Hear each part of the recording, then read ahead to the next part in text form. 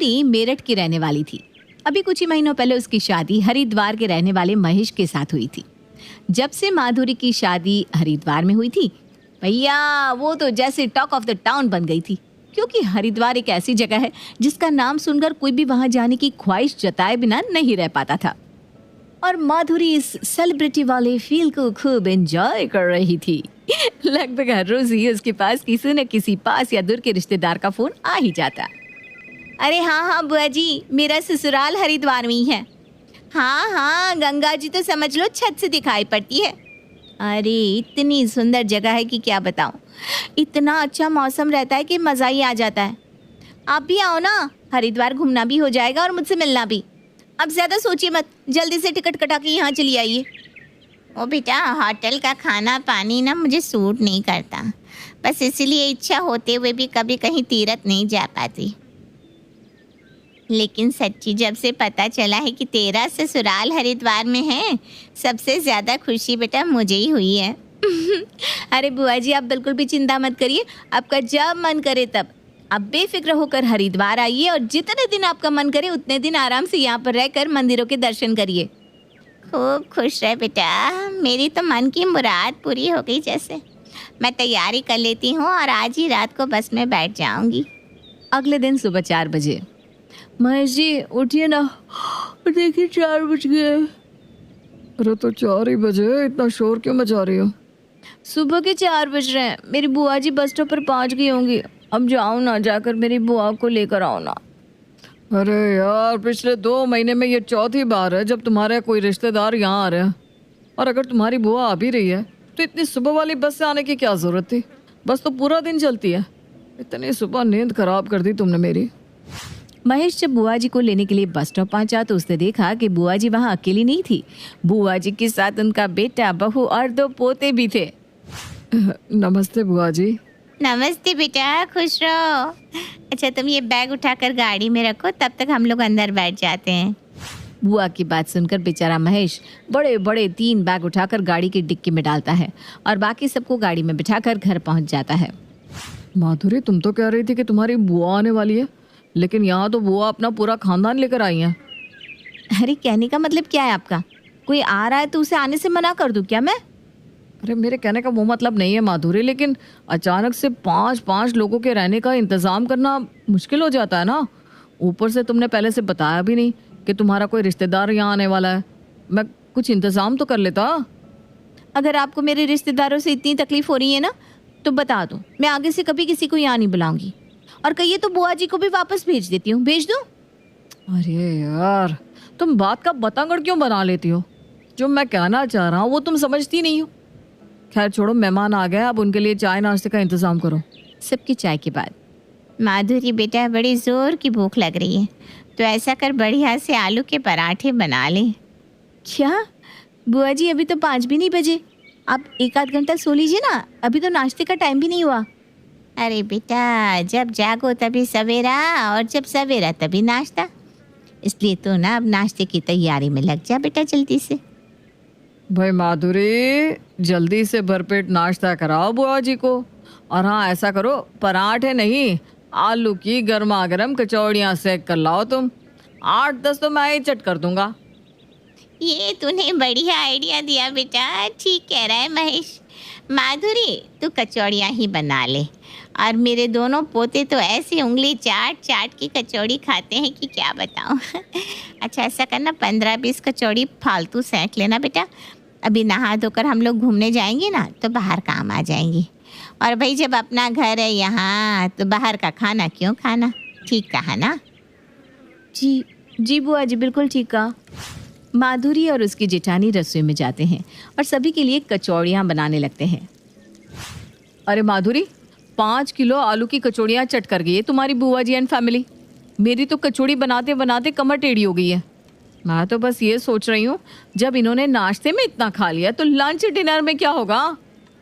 मैं समझ रही हूँ भाभी, इतने लोगों का खाना बनाते बनाते आप भी थक गई हैं। लेकिन आप ये सोचिए ना, मेहमान कोई रोज़ रोज़ तो आते नहीं।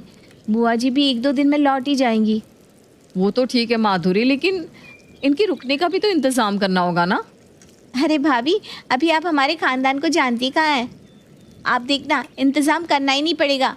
जमीन पर गद्दे लगा देंगे तो सब लोग जमीन पर ही सो जाएंगे। ये तो अच्छी बात है, चलो एक चिंता दूर हो गई। कचौड़ी को रास्ते में खाने के लिए पैक कराने के बाद बुआ जी अपने परिवार के साथ हरिद्वार दर्शन के लिए निकल जाती हैं। शाम के 4 बजे। माधुरी बेटा, बड़ी थकान हो गई है, ज़रा बढ़िया सी चाय तो बना ला। और बेटा बड़ी ज़ोर की ना भूख लगी है, तो खाने के लिए कुछ बना दे। इस समय खाना? हाँ बेटा, ऐसा कर, आलू पूरी बना ला, फटाफट बन जाएंगी। अरे यार माधुरी, तुम्हारी बुआ की फरमाइश तो खत्म होने का नाम ही नहीं ले रही है। अब 4 बजे हम खाना बनाएंगे तो रात का खाना कब बनेगा? रेखा और माधुरी अभी बात कर ही रहे थे कि उनके दरवाजे की बेल बजती है। जी, आप कौन? अरे बेटा, हम मेरठ से आए हैं। माधुरी यहीं रहती है ना? मैं उसकी मम्मी की मौसी की लड़की हूँ। अच्छा अच्छा, आइए ना, अंदर आइए। तुम्हारी दूर की मौसी आई है, जाओ उनसे मिलाओ और देखो उन्हें भी चाय नाश्ता चाहिए हो तो लगे हाथ फिर से चाय चढ़ा दो। लगता है मेरे आ जाओ हरिद्वार घूम जाओ वाले वाक्य को कुछ ज़्यादा ही सीरियस ले लिया है सबने। अरे यार, अभी तो बुआ जी गई भी नहीं कि मौसी आ गई।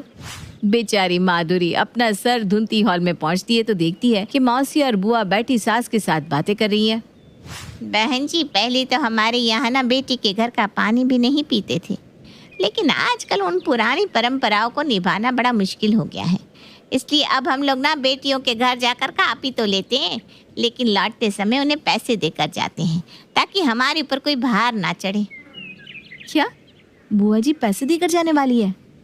खैर, कहीं होटल में रहती तब भी तो उन्हें खर्च करना ही पड़ता, वही पैसे मुझे देकर जाएंगी तो उसमें उनका कोई नुकसान भी तो नहीं है। बुआ जी और मौसी जी जो पैसे देकर जाएंगी उसमें से आधे पैसे मैं भाभी को दे दूंगी। आखिर उन्होंने भी सबकी सेवा करने में कोई कसर नहीं छोड़ी। बेचारी एक टांग पर खड़े होकर काम में लगी हुई है। रात को सबके खाना खाने के बाद, बेटा देखिए, फोल्डिंग बेड पर तो मुझसे सोया नहीं जाता। मैं और तेरी मौसी ना तेरे कमरे में सो जाते हैं, और मेरे रवि की तो कमर में दर्द रहता है, वो भी बेटा नीचे नहीं लेट पाएगा। हाँ अच्छा, रवि अपने फैमिली के साथ रेखा के कमरे में सो जाएगा। 1-2 दिन के लिए तुम लोग एडजस्ट कर लेना। रेखा और माधुरी दोनों के कमरों पर बुआ जी के परिवार ने कब्जा कर लिया था। बेचारी रेखा और माधुरी अपने पति के साथ तकिया और चादर लेकर हॉल में आ गई थी। क्या कह रही थी तू? नीचे बिस्तर लगा देंगे और सब लोग उसी में एडजस्ट कर लेंगे। हो गया एडजस्ट? अब अपने घर में हमें एडजस्ट करना पड़ रहा है। आप चिंता मत करो ना भाभी, 2 दिन हो गए, मुझे लगता है कल तक तो बुआ जी वापस चली ही जाएंगी।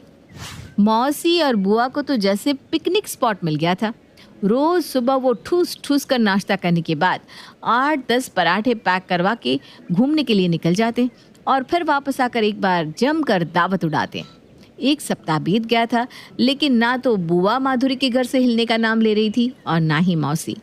खाना बनाते बनाते माधुरी और रेखा की हालत एकदम पस्त हो गई थी। महेश जी, अब तो मेरी हिम्मत जवाब दे गई है। बहुत हो गई रिश्तेदारी, अब कैसे भी करके इन्हें यहाँ से वापस भेजो ना।